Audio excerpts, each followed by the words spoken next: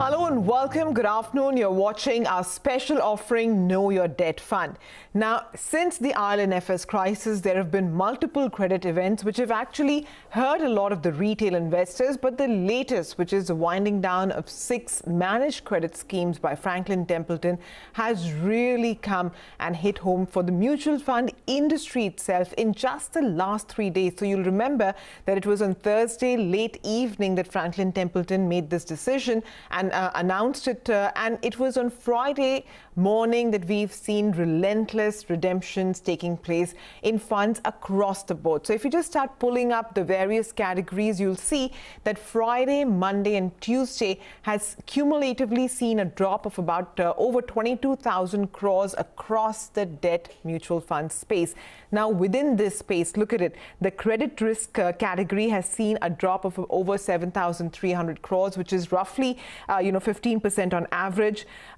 Medium duration funds are the next, and the list goes on and on. It's only gilt funds which continue to see some bit of buying. Now, let's talk about the credit risk funds in general. Now, if the total AUM which has been lost is 22,000 crores. And before that, I want to also make a point that some of it could also be on account of valuation changes. So if any scheme has seen a big drop in NAV, it could also be because of the valuations. So, keep that in mind. Not entirely redemptions, but yes, the bulk of it. Now, the credit risk is a category that if you look at that line graph, you'll see that they have seen redemptions, net outflows through the entire financial year. So right from April, this category has just been seeing outflows. But even at its worst, which was in March, the outflow was restricted to about 5,500 crores.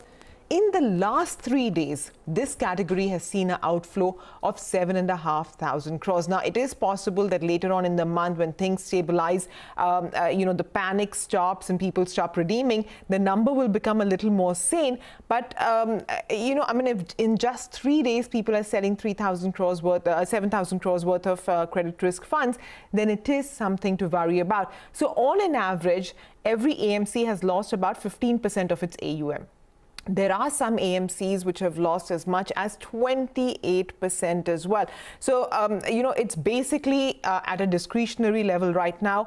What is the comfort level of the investors as well, what they perceive as the credit risk of that particular fund. Joining in this afternoon, we have Keertan Shah, Chief Financial Planner at SRE. Hi, Keertan. Good afternoon, and thanks very much for joining in. We'll speak about credit risk funds in greater detail. But, if you talk about the entire debt fund industry itself, a 22,000 crore drop would take the wind out of any sail. How long can this redemption pressure sustain? How long can AMCs sustain, ongoing redemptions? And what are you really feeling on the ground? You must have been speaking to investors and distributors. What are they telling you about what the investor is thinking and what he plans to do? Sumaira, I think to a greater extent, this is panic. Because if you see, though the numbers that you spoke of are very relevant in today's time, not all funds are seeing that kind of redemption. So just to give you a little bit of number, so in the same category of credit risk, you still have funds in the last 3 days which have fallen as low as 1 or 2% only, versus, of course, like you did mention, that the average is 15%, and then there are funds which have fallen as high as 28%.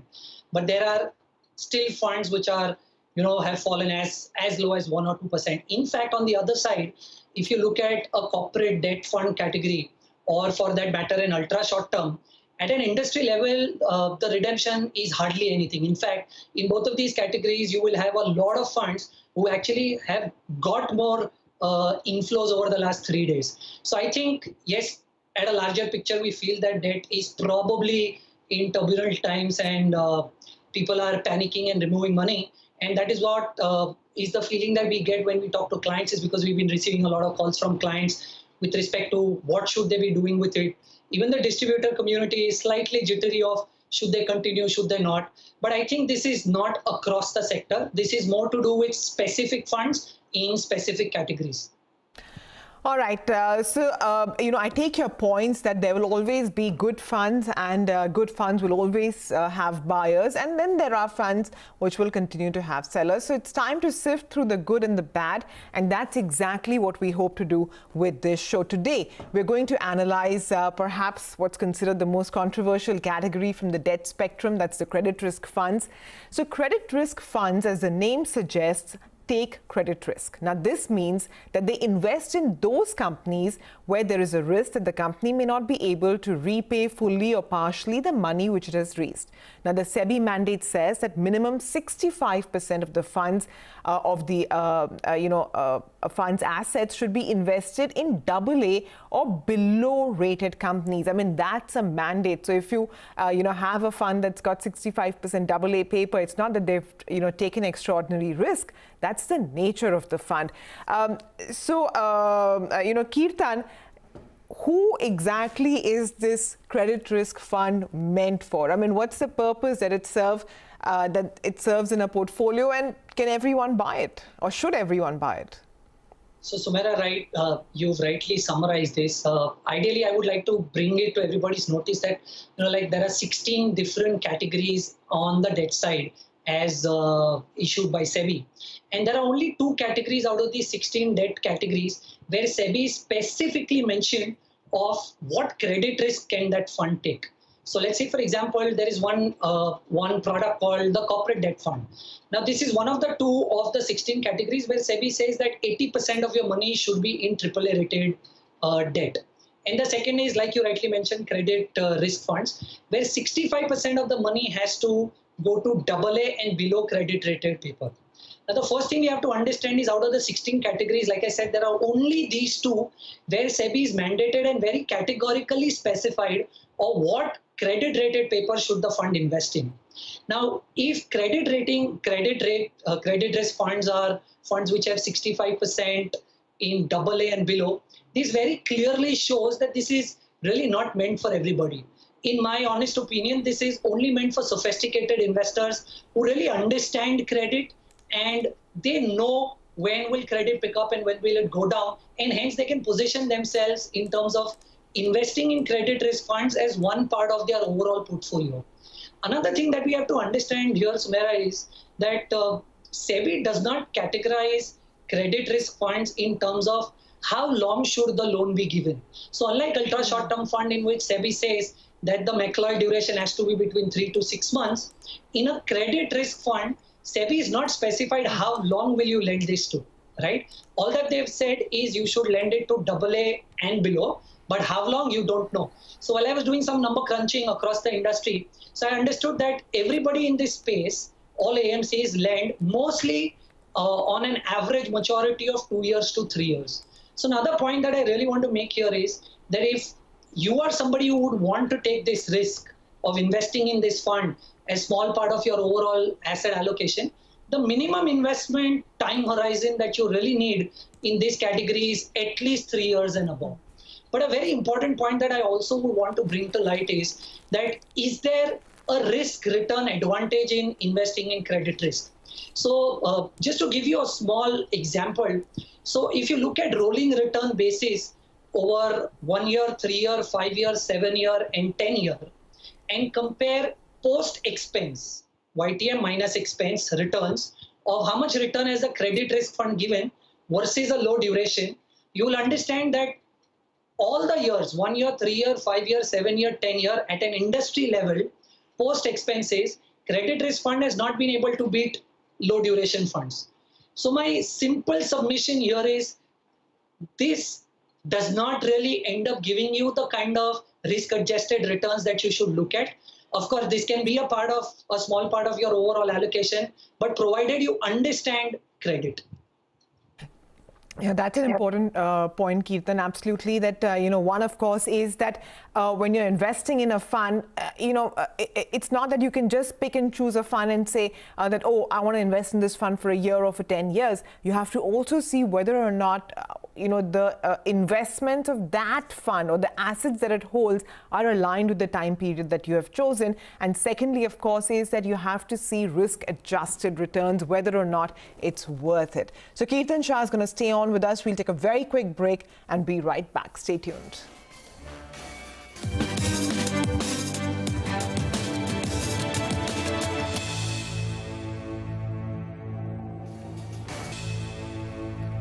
Hi, welcome back. You're watching Know Your Debt Fund, and with us this afternoon we have Kirtan Shah, Chief Financial Planner at SRE. Hi, Kirtan. So we've spoken a bit about, what credit risk funds really are. But before we go any further, I want to actually, rewind once again to the Franklin Templeton episode because, managed credit for the longest time hailed them very, very good rewards. They did very well. So how did things go so wrong? I mean, was there something fundamentally wrong in the way the fund itself was constructed? And therefore, are there any learnings for retail investors? I mean, how can you rewind the Franklin episode and learn for the future? So, Sumaira, according to me, this is something that has been happening since the IL&FS crisis. So if you go back a little, since the IL&FS default, a lot of these credit funds have seen redemption pressures since then. And if I only talk about the last 1 year, which is March 18 to March 19, there have been a couple of funds which have lost as much as 80% of their AUM because they got stuck with wrong paper, which either got downgraded or defaulted. And that is exactly what has happened with Franklin as well. So what I understand is the industry is penalizing for wrong selection of debt. And if something goes wrong, and there is a huge credit default that takes place, then there is a huge redemption cycle that the fund starts following. So what happened in Franklin is almost the same. So you see Vodafone happening, then you see Yes Bank happening at Franklin. And since that time, people have been redeeming. Now what happened is in March, like you mentioned, there has been an industry-wide redemptions. And everybody faced that, right? But the only difference that probably to my mind that I understand happens here is if you slightly look at the portfolio a little more, you will understand that Franklin invested 100% of its money in AA and below. So though the category says that you can invest 65% in AA and below, you still have a space to invest 35% in above AA if you wish to. But over here, the entire portfolio was skewed towards AA and below. And while so many redemptions started taking place, I'm sure Franklin did not have enough buyers or liquidity available while they wanted to sell their AA and below portfolio in the market, and is where the liquidity could not be generated to meet redemption pressures. So like you are aware, the mutual fund industry investment in AA and lower portfolios or debt is upwards of 1 lakh crore. But today the volume in the AA space and below is less than 1,000 crore a day. I think that is where things went wrong with Franklin and they could not really liquidate the portfolio. So I would again like to reiterate for retail investors, if you don't understand credit, my simple and straight suggestion to you is you should stay away from this category for sure.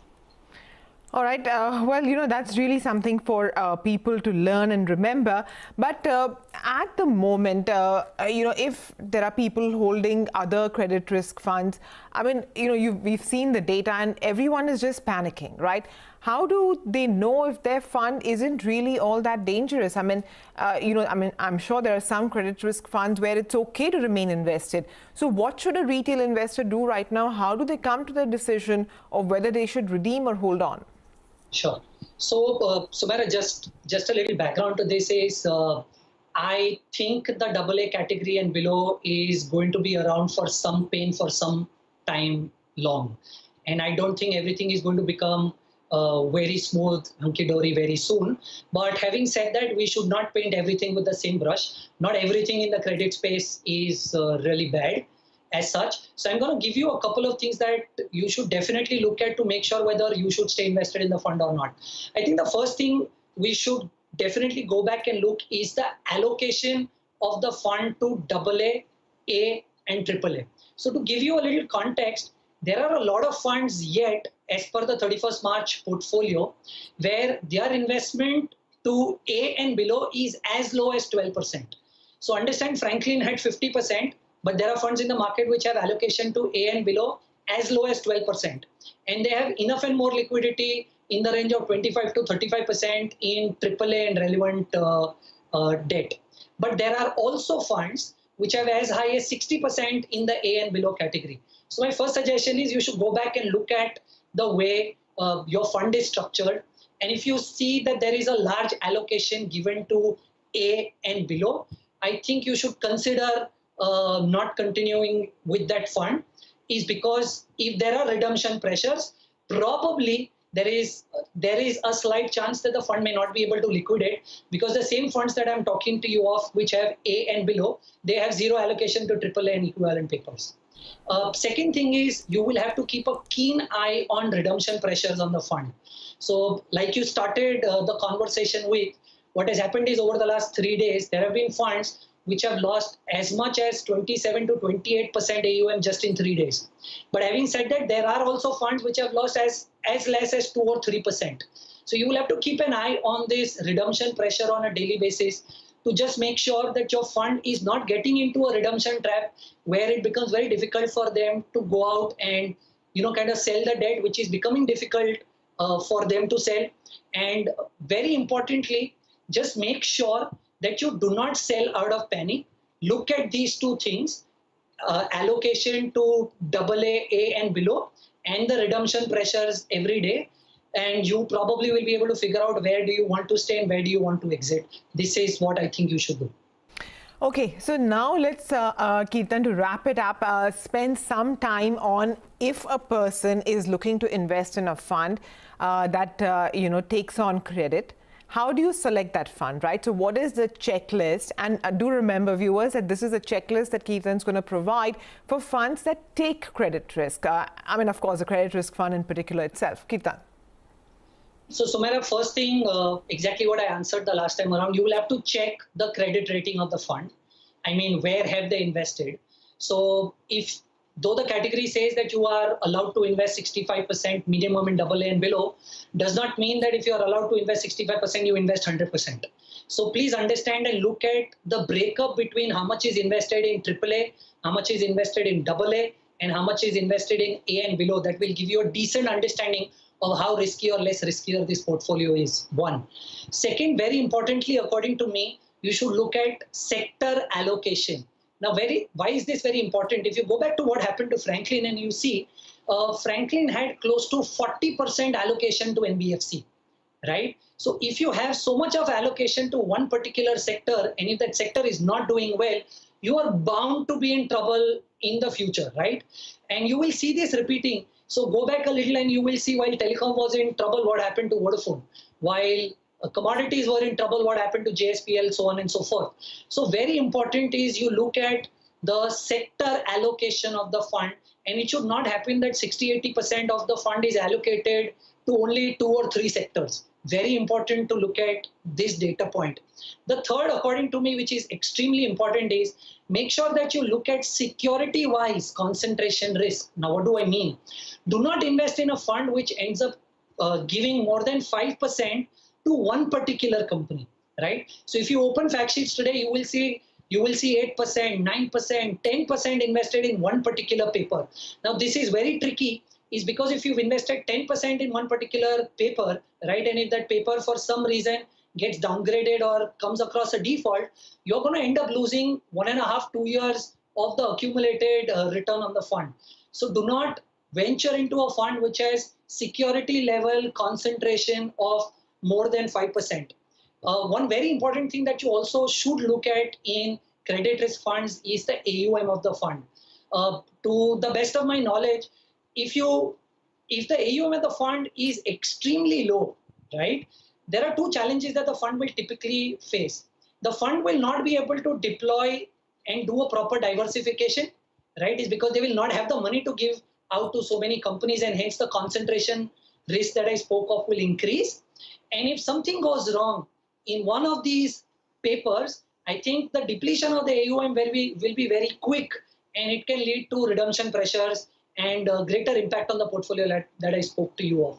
So I think these are the 4 things that you should definitely look at while you are trying to analyze a credit risk.